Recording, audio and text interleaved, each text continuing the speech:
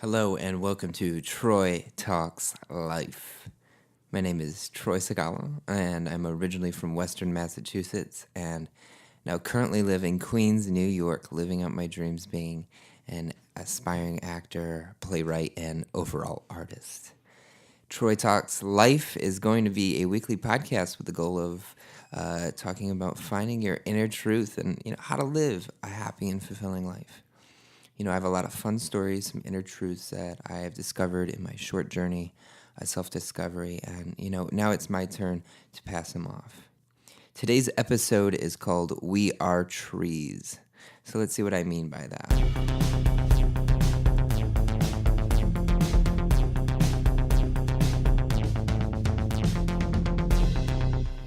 Isn't it fun what you can do with GarageBand in 5 minutes?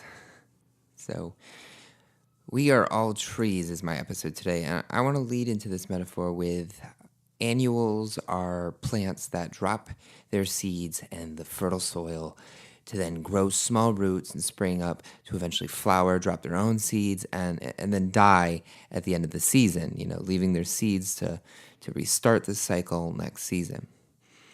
Now, the whole purpose here of doing this is that the rapid growth following germination and the rapid transition to, flower and seed formation prevents the loss of energy needed to create permanent structures.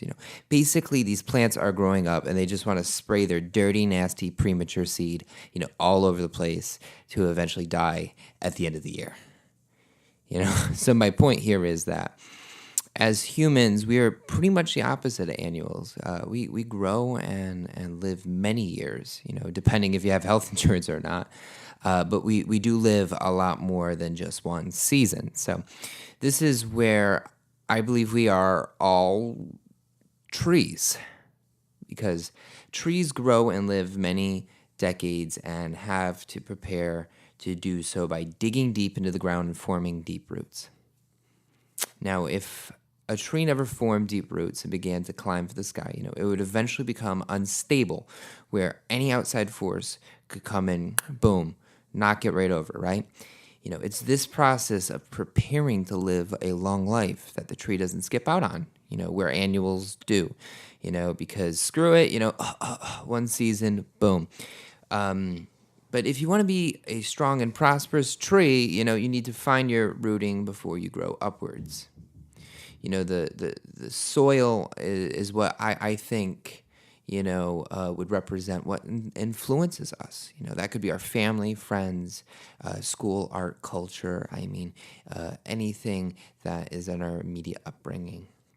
Now the tree would grow around rocks, and I think rocks will be the most important thing, because rocks represent the key things that make up who we are as individuals. These are the most consistent aspects of our persona. So once we start to ask ourselves questions as simple as, who am I, or what inspires me, then we can grow as far upward as we dig deep into what makes us us. So let me take you back to the fall of 2011, and I'm living in Boston, Massachusetts, studying engineering at a school called Wentworth Institute of Technology, in a very intense and focused field of electromechanical engineering for my first year of college. I know, how brave.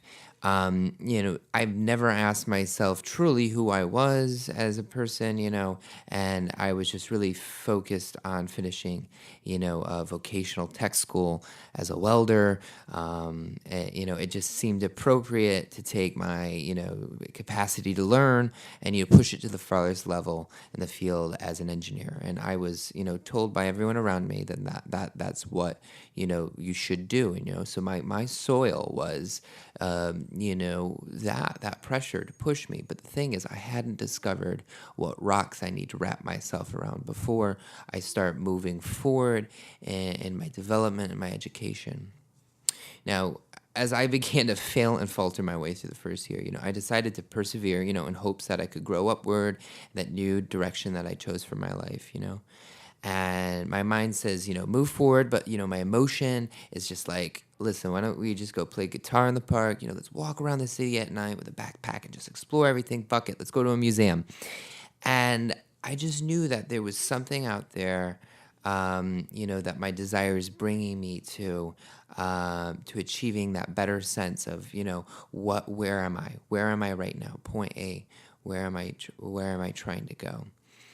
So, when everyone asks you, what you're doing with your life, I realize I might as well really figure this out so I can answer that question. Uh, so, I get this spark and I run this by some family, friends that agree, like, you don't seem like you could be an engineer. Why would you ever do that? And that's really when I started to ask myself, what are the rocks that make me me? And how can I find those rocks before I become something that is not me and will eventually bring me, unhappiness? I don't like the question, who do you want to be? I think it's too definitive. I believe in, asking, where do you want to be? Or, what do you want to do? Or what direction do you see yourself going in? Because, I think we're very complex creatures, both mentally and emotionally.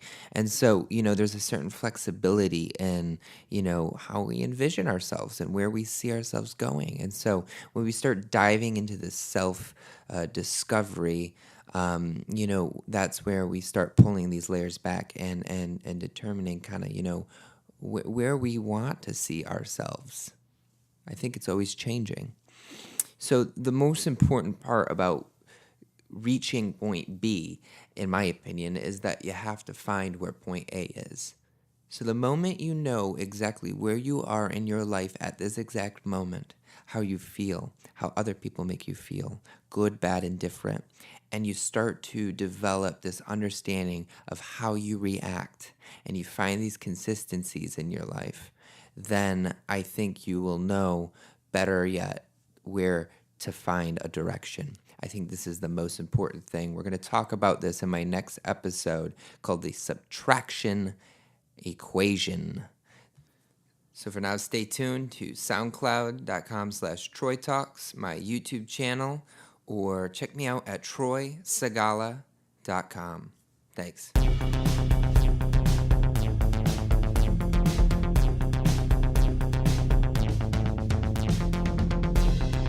Troy Talks Life.